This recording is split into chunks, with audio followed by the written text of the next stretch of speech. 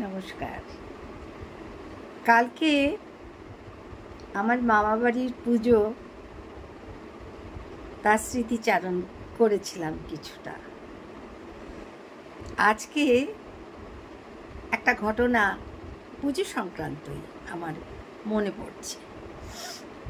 সেটা হচ্ছে, আমাদের বাড়ির পুজোর যথেষ্ট নাম, আর যেহেতু আমার দাদামশাই পুলিশে ছিলেন, সুতরাং সবসময় পুজোর সময় পুলিশের লোক থাকতো, যাতে কোনো রকম অসুবিধায় আমরা না পড়ি ইত্যাদি। এখন আগে যেটা হতো সেটাই বলছি, যে বিশাল বড় ইয়েতে করে, লরিতে করে মা তার সপরিবারে উঠলেন। তিনি ফিরে যাবেন শ্বশুরবাড়ি, আর আমরা লাইন করে সব মেয়েরা বউরা সবাই সেই রাস্তা দিয়ে যাচ্ছি, আর দুদিকে পুলিশ আমাদেরকে নিয়ে যাচ্ছে, যাতে কোনো রকম ঝামেলায় রাস্তায় আমরা না পড়ি। তো আমার সোনা মামু গাইছে, যাসনে মা ফিরে যাসনে জননী, ধরি তোরে রাঙা পায়, শরণাগত দীন সন্তানে, এই ধরারো ধুলায় মা, ধরি তোর রাঙা পায়। অমর নহি মা, দেবতাও নহি, শত দুঃখ সহি ধরণীতে রহি, মোরা সহায় তাই যে ভিখারি, ওগো তোর রাঙা পায়, যাসনে মা ফিরে যাসনে জননী। মামু মানে মামা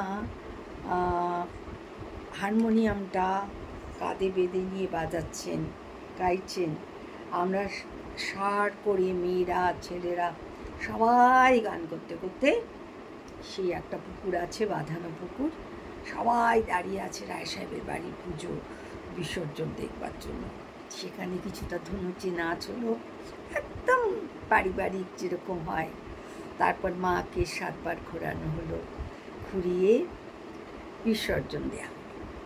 এখন বিসর্জন দেওয়ার পর জলটা ছুঁড়ে দেয়, তো যাই হোক, এবং সেই কলস ভর্তি জল নিয়ে বাড়িতে ফিরতে হয়, এবং সেই জল দিয়েই আমাদের ঠাকুরমশাই শান্তির জল আমাদেরকে দেয়।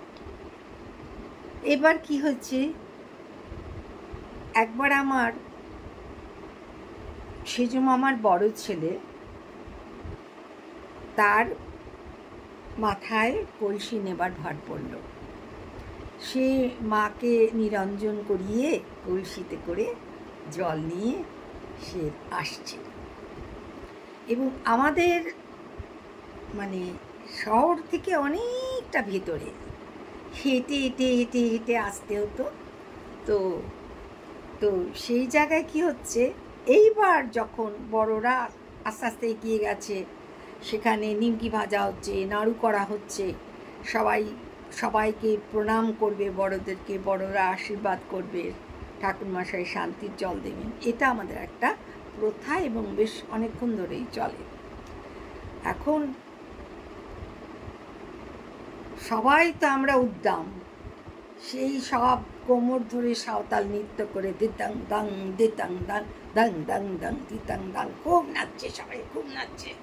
আর যে দাদা মাথায় কলসি নিয়ে যাচ্ছিল, সেও তো উঠতে সেও নাচতে নাচতে নাচতে পাপা ধরুন তলে আর কলসি দিয়ে বক বক বক বক বক করে জল বেরিয়ে গেল। সর্বনাশ, কী হবে এখন?